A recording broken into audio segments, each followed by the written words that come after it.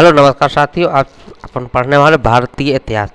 अब ये पूरा जो सिलेबस अपन को पढ़ना है तो पूरा सिलेबस अपन देख लेते हैं।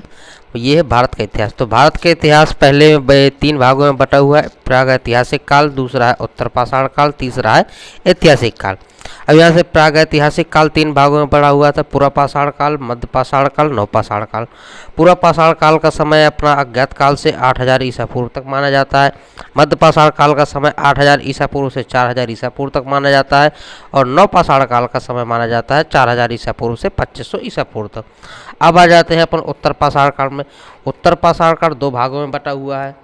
कौन कौन से अपन देख लेते हैं। सिंधु घाटी सभ्यता और वैदिक सभ्यता। सिंधु घाटी सभ्यता का समय माना जाता है 2500 ईसा पूर्व से 1500 ईसा पूर्व तक। और वैदिक सभ्यता का समय माना जाता है 1500 ईसा पूर्व से 600 ईसा पूर्व तक। अब वैदिक सभ्यता भी दो भागों में बटी हुई है, ऋग्वैदिक काल और उत्तर वैदिक काल। ऋग्वैदिक काल का समय 1500 ईसा पूर्व से 1000 ईसा पूर्व तक है। और उत्तर वैदिक काल का समय है 1000 ईसा पूर्व से 600 ईसा पूर्व तक। अब आके देख लेते हैं ऐतिहासिक काल। ऐतिहासिक काल अपने तीन भागों में बटा हुआ है।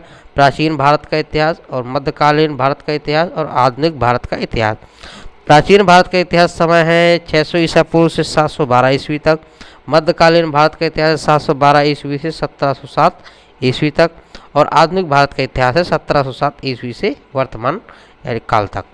अब इसमें देख लेते हैं अपन प्राचीन भारत का इतिहास कितने भागों में बटा हुआ है। तो प्राचीन भारत का इतिहास 1 2 3 4 5 6 छः भागों में बटा हुआ है। कौन कौन से आइए देख लेते हैं। महाजनपद काल, मगध साम्राज्य, मौर्य साम्राज्य, मौर्योत्तर काल, गुप्त साम्राज्य और हर्षवर्धन काल।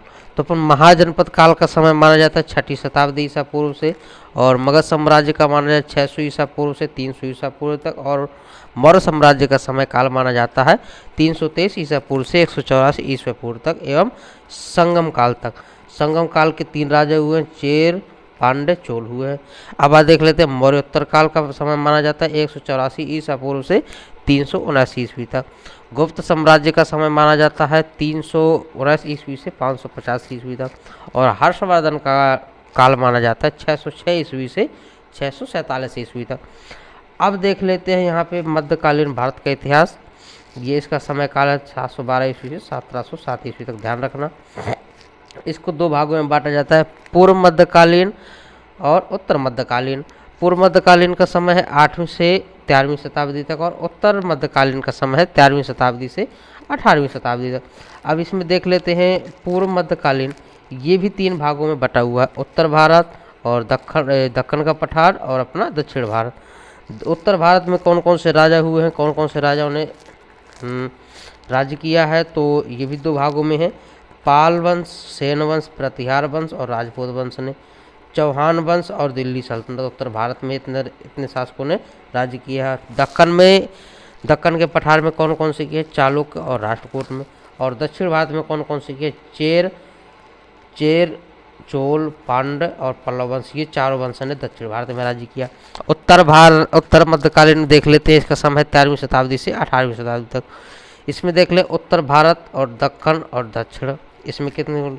तो उत्तर भारत में राजपूत, दिल्ली सल्तनत और मुगल ने शासन किया है। दक्कन में विजयनगर, बहमनी और मराठा साम्राज्य ने।